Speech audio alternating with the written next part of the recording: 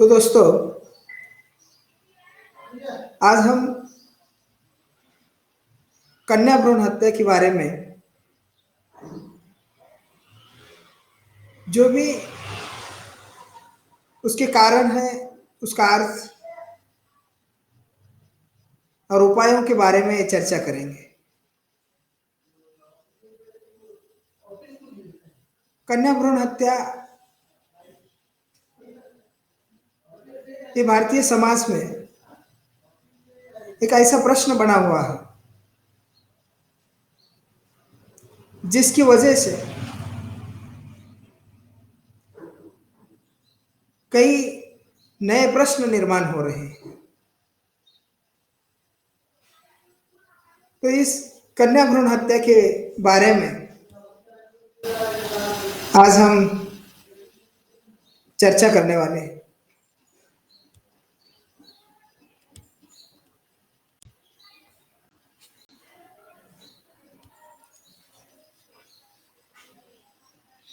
देखिए, जो कन्या भ्रूण हत्या से जुड़े कानूनी प्रावधान हैं उसके बारे में भी हम आज यहाँ पर चर्चा करेंगे। ये संकल्पना क्या है, ये अवधारणा क्या है, उससे हम क्या जानते हैं। कन्या भ्रूण हत्या आमतौर पर मानवता और विशेष रूप से समूची स्त्री जाति के विरुद्ध सबसे जघन्य अपराध है। कन्या भ्रूण हत्या ये मानवता के ऊपर या विशेष रूप से समूची जो स्त्री जाति है उसके विरुद्ध ये अपराध है।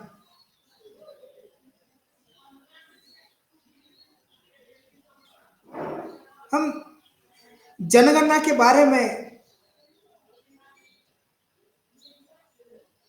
और जनगणना में जब भी देखते हैं 1000 पुरुषों के पीछे स्त्रियों की संख्या घटती जा रही है और वही घटने का जो कारण है उस कारकों को हम कन्या भ्रूण हत्या के साथ जोड़ सकते हैं। देखिए, बेटी की इच्छा मतलब बेटे की इच्छा,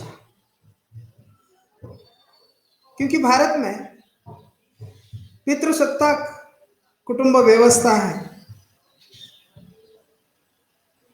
जो परिवार है वो परिवार की जो व्यवस्था है वो पितृसत्ताक है और परिवार नियोजन के छोटे परिवार की जो अवधारणा है, संकल्पना है, वो उसके साथ जुड़ती है। फिर दहेज की प्रथा ने ऐसी स्थिति को जन्म दिया है जहां बेटी का जन्म किसी भी कीमत पर रोका जाता है। देखिए, भारतीय संस्कृति में दहेज नामक जो प्रथा चली आ रही है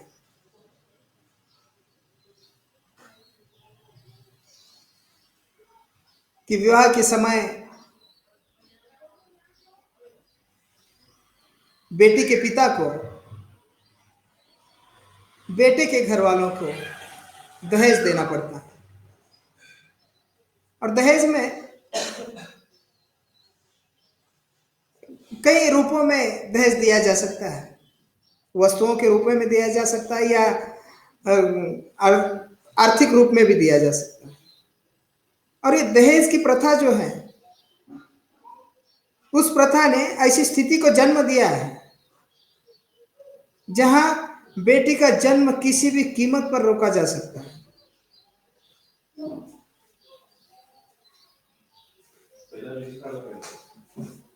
शादी में दहेज देना पड़ता है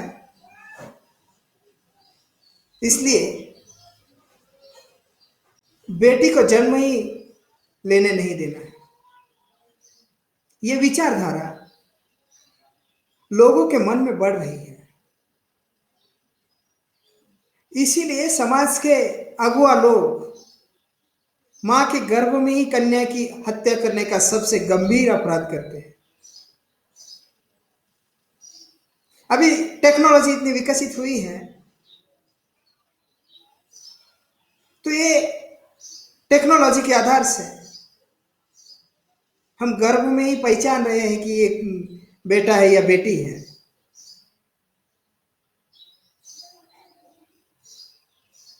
और बेटी हमें नहीं चाहिए, बेटी को जन्म नहीं देना है। ये जो विचारधारा समाज में पनप रही है, बढ़ रही है, तो उस वजह से गर्भ में ही हम कन्या की हत्या करने का सबसे गंभीर अपराध कर रहे हैं। उसको जन्म ही नहीं लेने देते। इस तरह के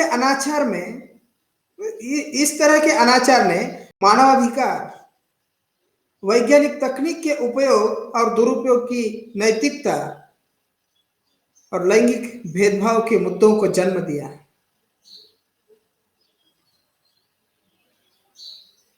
मतलब ये जो अनाचार है, इससे मानव अधिकार का हनन हो रहा है। बेटी को भी जन्म लेने का अधिकार है,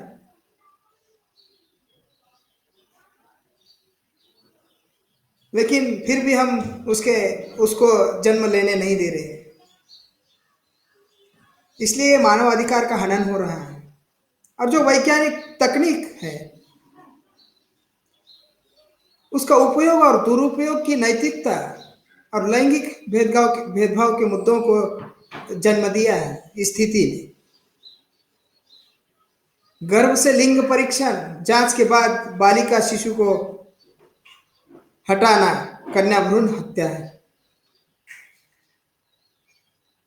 मतलब गर्भ में जो लिंग परीक्षण किया जा रहा है, उसकी जांच की जा रही है, उस जांच के बाद अगर वो बालिका शिशु है तो उसको हम हटा दे रहे हैं, उस भ्रूण की हम हत्या कर रहे हैं।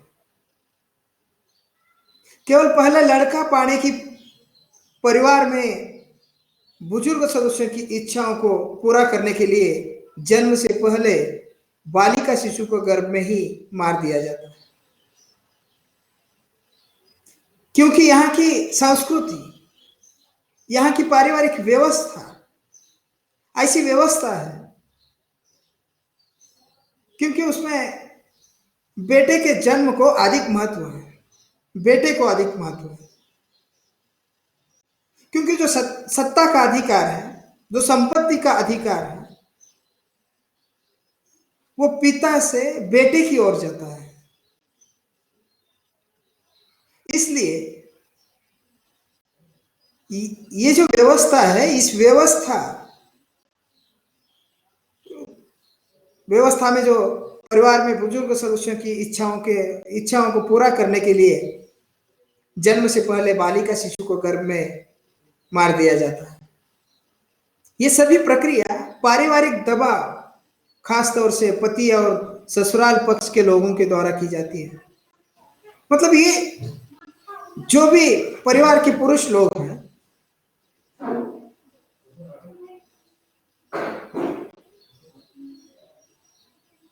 उन लोगों के द्वारा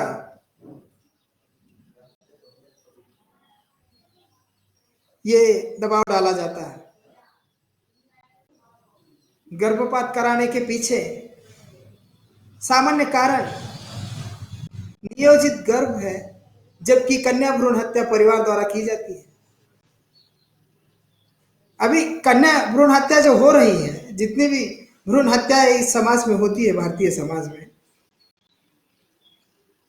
इसका नियोजन तो परिवार में हो रहा है और ये परिवार द्वारा ही की जाती है।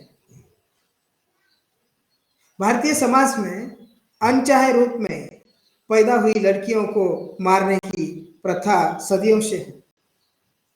जो अनचाहे रूप में लड़कियां पैदा हुई हैं,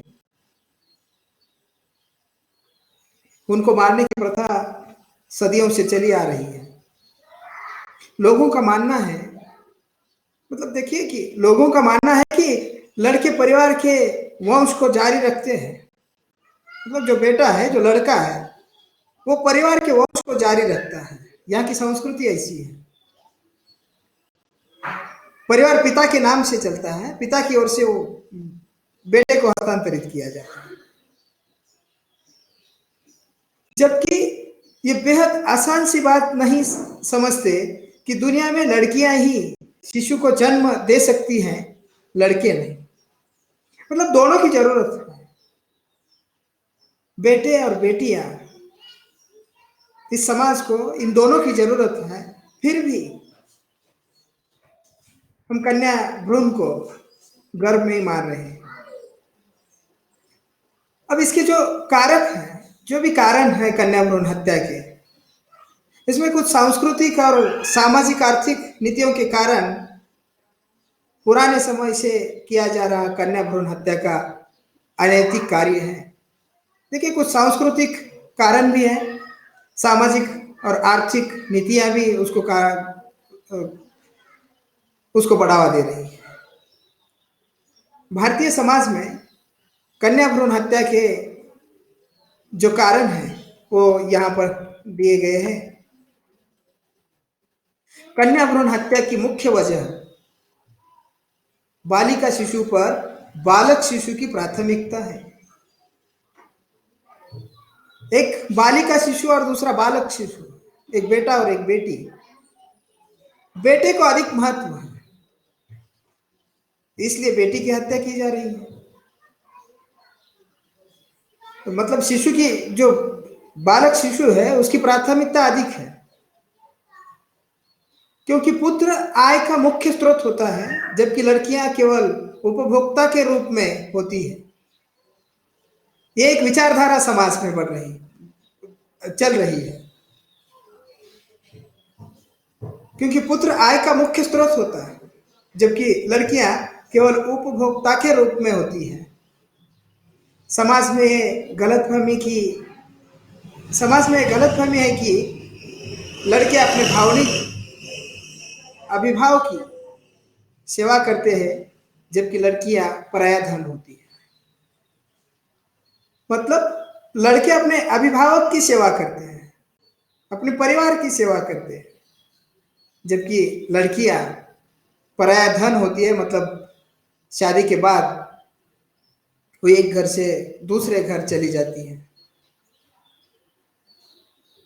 दहेज व्यवस्था की पुरानी प्रथा भारत में अभिभावकों के सामने एक बड़ी चुनौती है, जो लड़कियां पैदा होने से बचने का मुख्य कारण है। दहेज की प्रथा है, दहेज की व्यवस्था है, ये कई सालों से चलती आ रही है भारतीय संस्कृति में। और भारत में अभिभावकों को उनके सामने एक बड़ी चुनौती है, जो लड़कियां पैदा होने से बचने का मुख्य कारण है। उसमें पुरुषवादी भारतीय समाज में महिलाओं की स्थिति निम्न है। जो पितृसत्ताक व्यवस्था यहाँ पर है, उस व्यवस्था में महिलाओं की जो स्थिति है वो निम्न है, उनका स्थान निम्न है। अभिभावक मानते हैं कि पुत्र समाज में अपने नाम को आगे बढ़ाएंगे, जबकि लड़कियां केवल घर संभालने के लिए होती है। यह भी एक विचारधारा है कि पुत्र समाज में उनके नाम को आगे बढ़ाएंगे, पुत्र के नाम से, बेटे के नाम से परिवार चलेगा, जबकि लड़कियां केवल संभालने के लिए होती है। ये भी एक विचारधारा है। उसके कारण कन्या भ्रूण हत्याएं बढ़ रही है। गैर कानूनी लिंग परीक्षण और बालिका शिशु की समाप्ति के लिए भारत में दूसरा बड़ा कारण गर्भपात की कानूनी मान्यता है। मतलब जो गैर कानूनी लिंग परीक्षण है,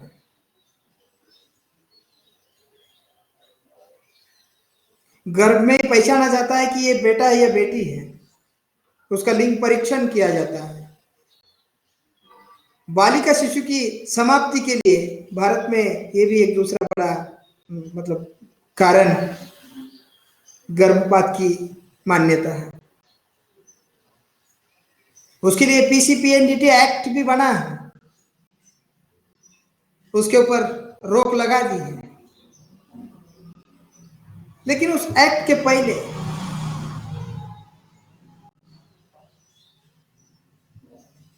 गर्भपात को मान्यता दी गई थी।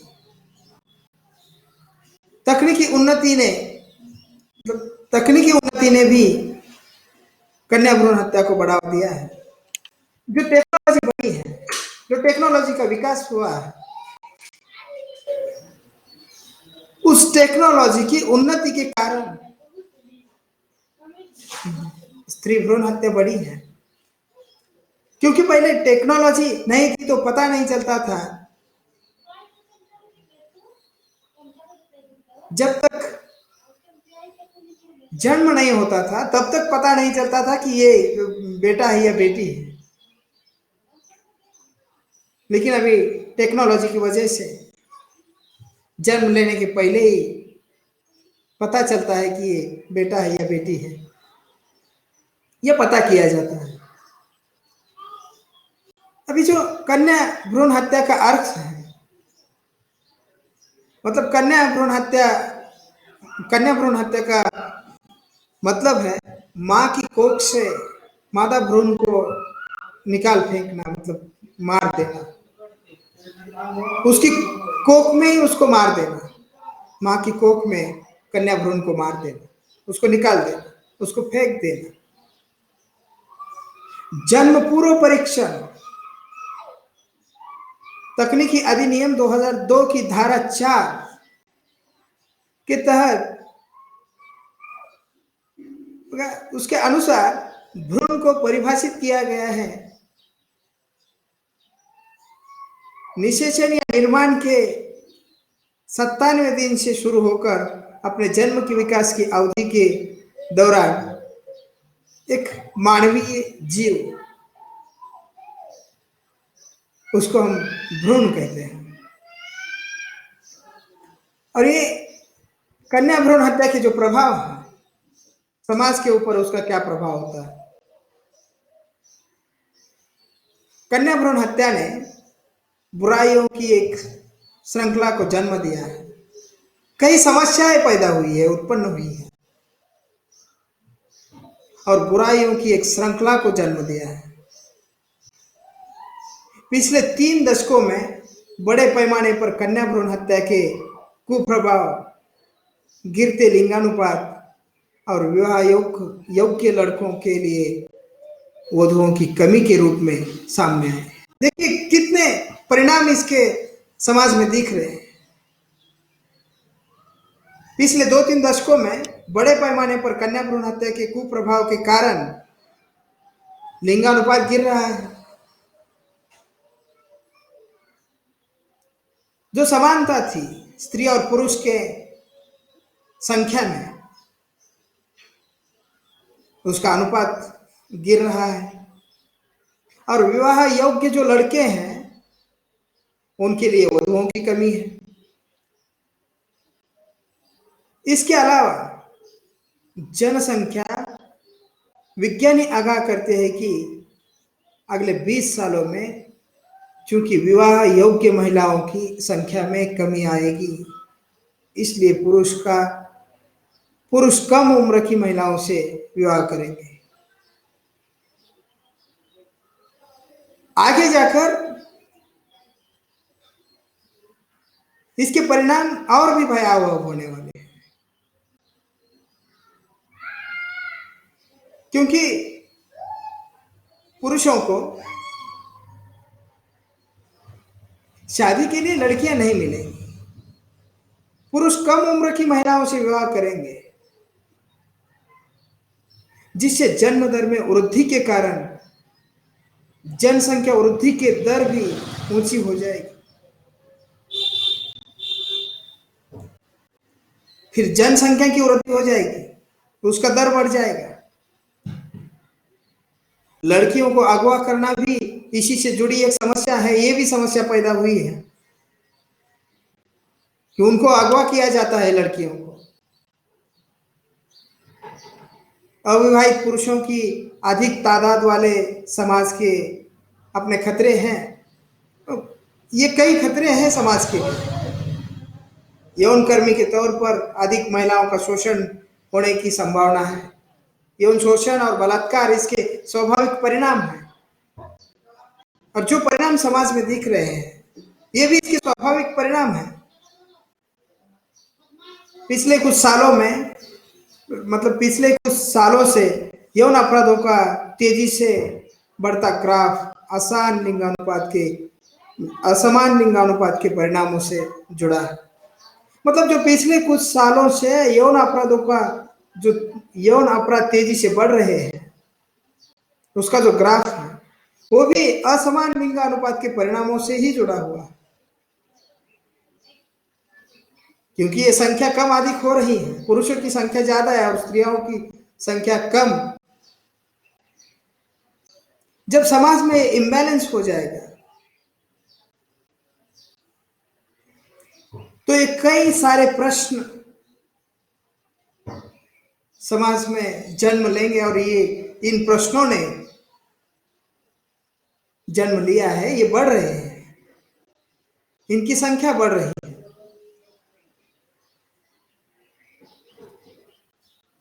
तो दोस्तों, जो कन्या भ्रूण हत्या है उसकी जो अवधारणा है उसको जानने की कोशिश आज हमने यहाँ पर की है। उसके जो कारण भी है, जो सांस्कृतिक और सामाजिक आर्थिक कारण है, वो भी हमने आज यहाँ पर देख लिए हैं, उसको भी समझने की कोशिश की है। और ये एक जो कन्या भ्रूण हत्या की समस्या है, उससे कई सारी समस्याएं समाज में जन्म ले रही हैं। ये भी आज हमने यहाँ पर देखा। आज के लिए हम यहीं रुकते हैं। Thank you.